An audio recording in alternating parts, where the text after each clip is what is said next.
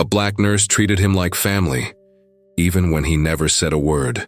But after he died, she found out who he really was, what he left behind. No one at the hospital saw it coming. The late afternoon sun spilled through the tall windows of the long-term care unit, casting soft gold across the sterile linoleum floors. Machines hummed in rhythm, the occasional beep or cough breaking the stillness like a ripple across calm water. In this quiet wing of the hospital, where time moved slower and the world seemed to forget, Nina moved with purpose. She was in her early 30s with rich brown skin and coiled black hair tucked neatly into a bun beneath her nurse's cap. There was a steadiness to her gait, a quiet confidence in the way she entered each room. Unlike others who rushed or went through the motions, Nina carried warmth like a second skin. Her voice, even in a whisper, held the weight of comfort. Most nurses dreaded the second-floor recovery unit. Too quiet, too many lost causes, patients who slept with open eyes, whose names faded as quickly as their charts were updated. But not Nina. She requested this shift, not for its ease but for its silence. In silence, she believed, people revealed themselves in other ways. Room 204 was always her last stop before break. A habit, not out of obligation but respect. The name on the chart read Klaus Whitmore, a man in his late 70s. White. No listed emergency contacts, no family visits. No one came bearing flowers or asking about his condition. His chart was thin, medical history vague, background nearly blank. He was neither fully conscious nor truly asleep. His eyes would open, wander, but never lock onto anything. Words never came. And yet Nina greeted him every day as though he were her first patient of the morning. "Good afternoon, Mr. Whitmore," she'd say, gently folding back the blanket and checking his vitals. "It's a beautiful day today. I saw some tulips blooming outside the chapel. Spring's early this year." She talked to him about small things, hospital gossip, the weather, a patient who brought in cupcakes for the staff. She never expected a reply. But she believed something else entirely, that even if someone can't speak, it doesn't mean they aren't listening. Some of the newer nurses would chuckle softly when they saw her in 204, seated beside him, sometimes reading aloud from an old magazine. "Why do you bother?" One of them asked once, leaning on the doorway during shift change. "He's out. You could skip the whole routine and no one would know." Nina had looked up, unbothered. "Maybe he wouldn't know," she said. "But I would." She turned back to Mr. Whitmore and gently adjusted the collar of his gown. "If it were me lying here," she added quietly, "I'd want to feel like someone still saw me." That was Nina, raised by her grandmother who had once been paralyzed and speechless after a stroke but fully aware of the world around her. Nina had learned early that the human spirit didn't need a voice to be alive. It needed care. It needed presence. Mr. Whitmore never flinched, never blinked in response. But Nina noticed small things. How his breathing slowed slightly when she spoke. How his fingers twitched once when she placed a warm blanket over his shoulders. She didn't tell anyone. It was enough that she noticed. Outside his room, the hospital buzzed as usual. Administration sent memos about budget cuts. New policies came down about reducing time spent in low-engagement rooms. Nina knew what that meant. Rooms like 204, patients like Whitmore, patients whose lives didn't scream for attention, but quietly asked not to be forgotten. Still, she stayed her course. Each shift she stopped by room 204. She smoothed his sheets, adjusted the angle of his bed, and even began leaving a single flower from the hospital garden on the nightstand. She never called him forgotten. She called him Mr. Whitmore, and every time she walked out of that room, she did so with the quiet conviction that dignity wasn't earned by wealth or family. It was owed simply by being human. And though he never said a word, something in her gut told her he heard every syllable. Spring brought light into the hospital's quietest corners, but for Nina, the warmth of the season was overshadowed by whispers that began circling the halls. It started with a staff meeting, brief, clipped, where administration emphasized budget reevaluations. Too many long-term patients, too few resources. Soon after, nurses spoke in hushed tones during breaks. "They're planning to move some of the older ones," someone said while pouring coffee. "The ones with no family. Cheaper for the hospital to send them to state facilities." The words sat like a stone in Nina's stomach. Back in the ward, she stood at the foot of Mr. Whitmore's bed, watching the gentle rise and fall of his chest. His face was always still, his eyes distant, yet open. And though he hadn't spoken a word in all the weeks she'd known him, he had a presence, a quiet kind of weight that made her slow down.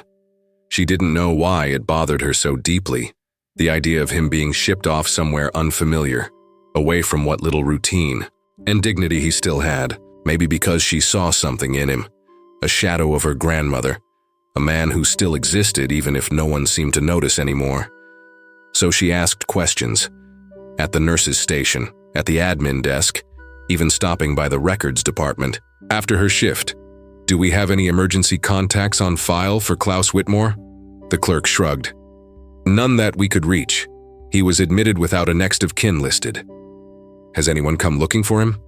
Anyone called? A lawyer? Friend? Anyone?" Again, nothing, just a shake of the head. Far as we know, he's got nobody. But that didn't sit right with Nina. He was always clean-shaven when admitted, his shoes well-maintained, clothes too finely made for someone forgotten.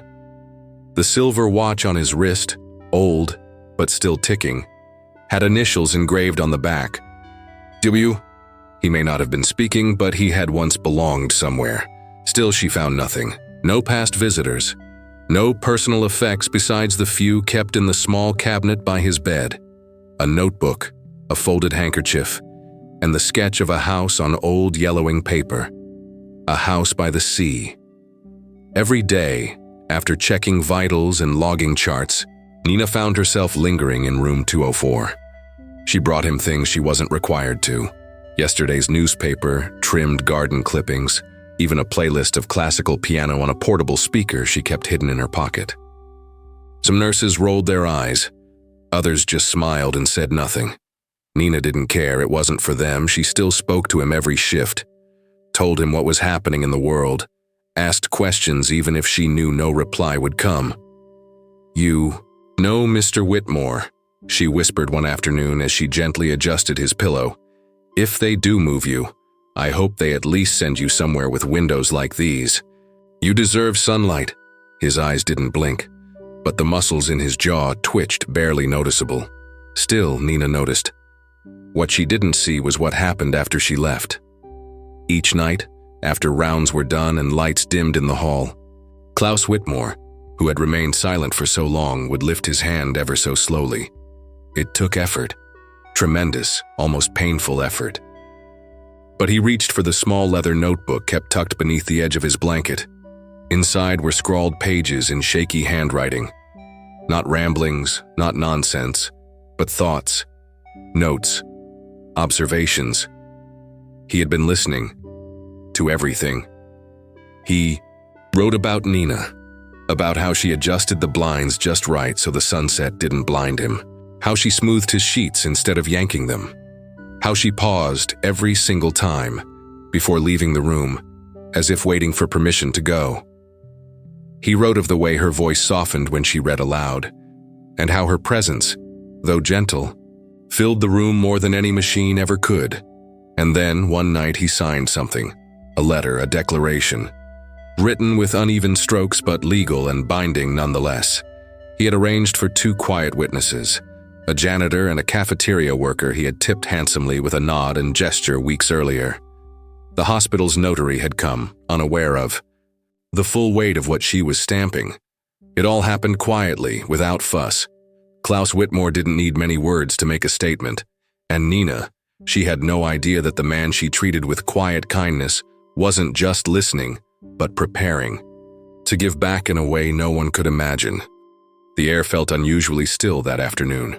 Room 204 was bathed in golden light, the kind of warm, late-day glow that softened the harshness of the hospital walls. Nina sat quietly by the bedside, her hand gently wrapped around Mr. Whitmore's frail fingers. His skin, once tense with silence, now felt loose, almost weightless in her grasp. He hadn't spoken, not today, Not ever. But there was something different in the way his chest rose and fell. Slower, shallower, as if the body itself was preparing to let go. Nina didn't say much. Just stayed, just breathed with him. Sometimes silence said more than words could. A few moments later, his chest stilled. No gasp, no final dramatic exhale, just a gradual quieting, as though he'd simply decided, this is enough. Nina closed her eyes. She sat still for a long while, not moving, not crying, just honoring the moment. Then gently she whispered, "Rest now," and laid his hand over his chest, folding the blanket neatly. She stepped out of the room, and the hallway, for once, felt louder than the silence she'd just left behind. The next morning, Nina returned to work expecting another quiet shift. She greeted her patients, updated charts, and paused outside room 204. It was empty now, the bed stripped clean, the nameplate gone. She stared at the door for a second too long. "Excuse me. Are you Nurse Nina Robinson?" The voice startled her. Male, clipped, professional.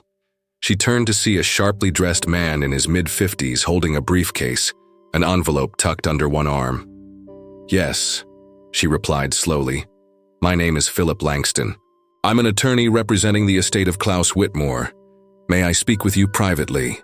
They sat in the small staff conference room, the hum of vending machines the only noise around them.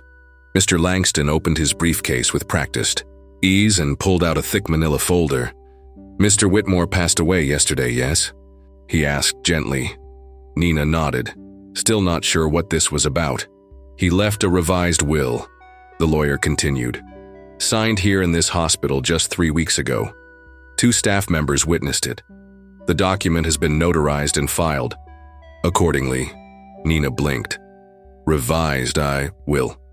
Langston placed the envelope in front of her. Her name was written on it in delicate cursive. Her heart fluttered. She opened it slowly.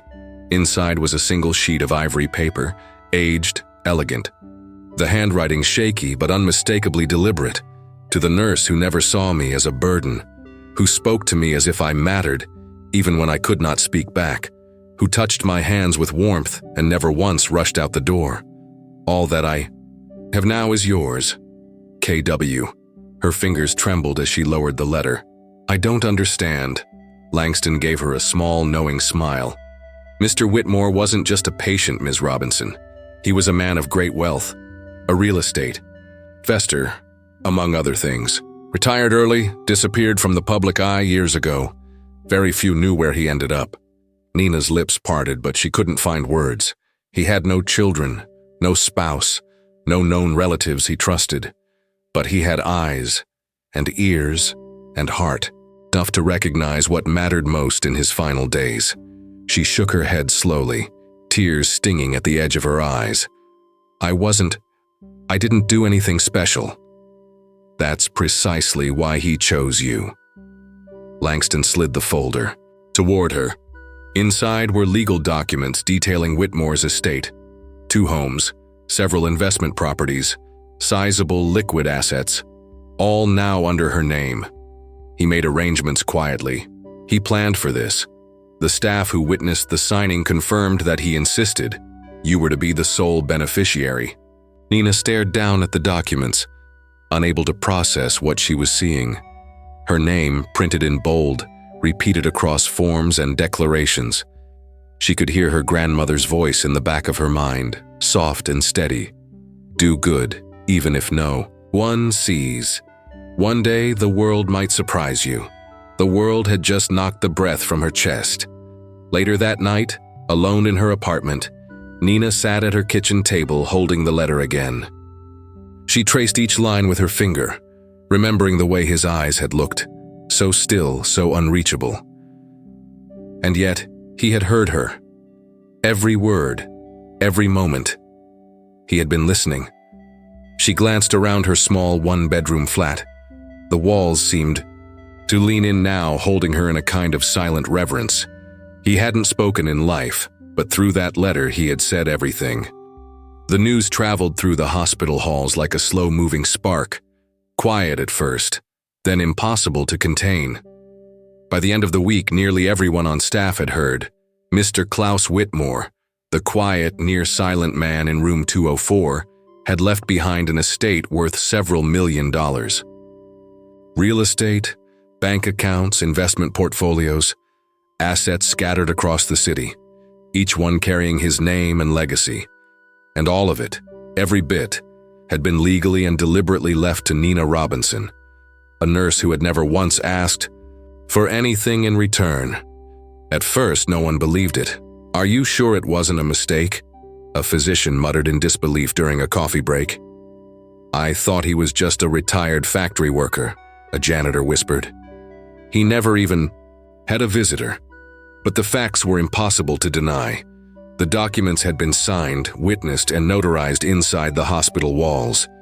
The lawyer, Mr. Langston, had verified every signature, every account. Klaus Whitmore hadn't just made a kind gesture, he had made a decision.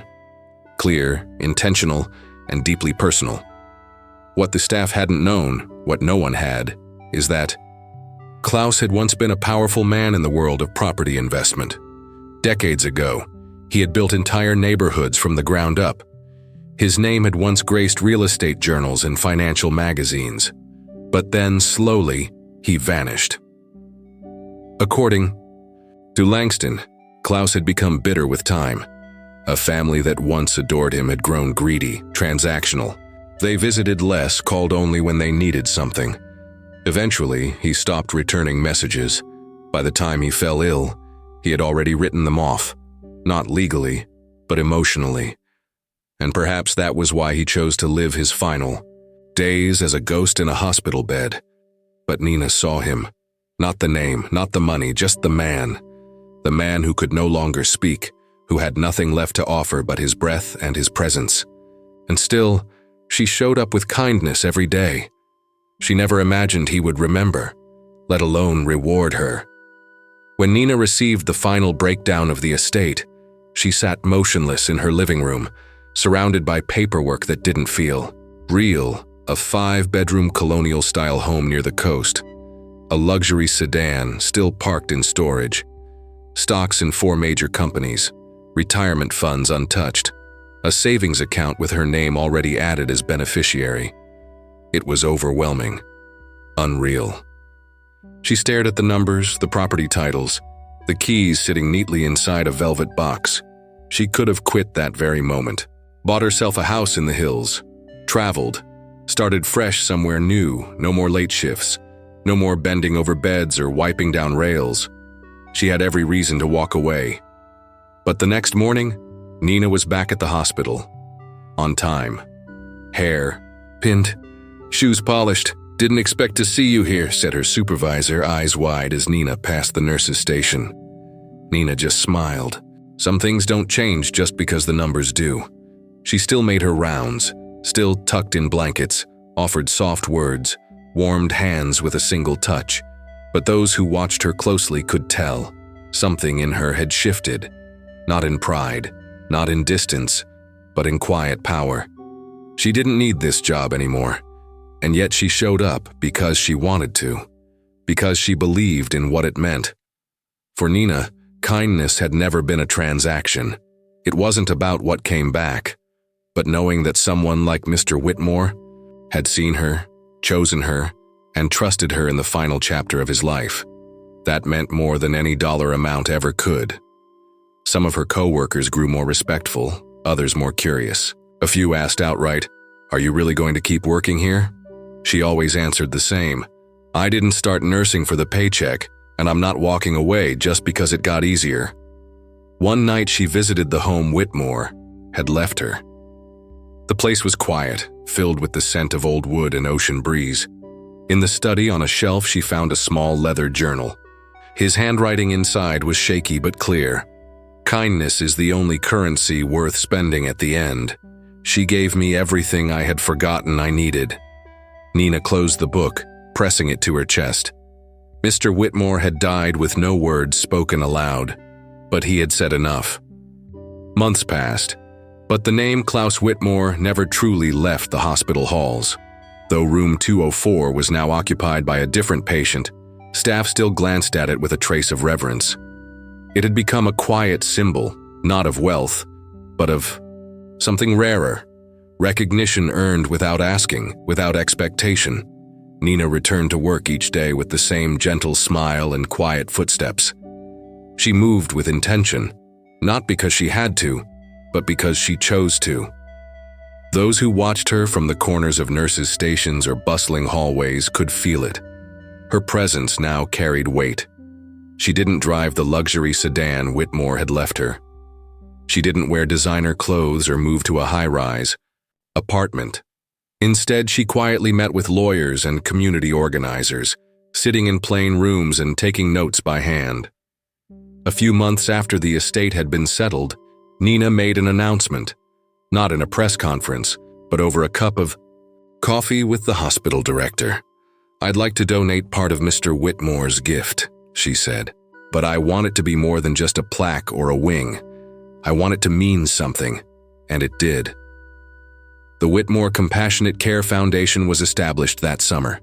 Its mission was twofold: to provide financial support and dignified care for elderly patients with no family, and to train young nurses in the kind of bedside ethics Nina embodied every day: kindness, presence, dignity, not as extras, but as necessities.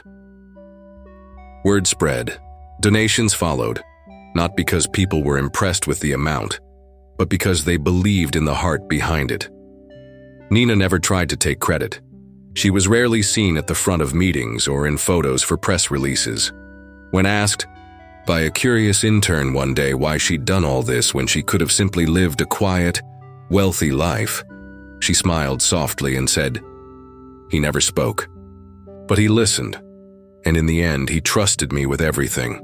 The least I can do is make sure his silence meant something."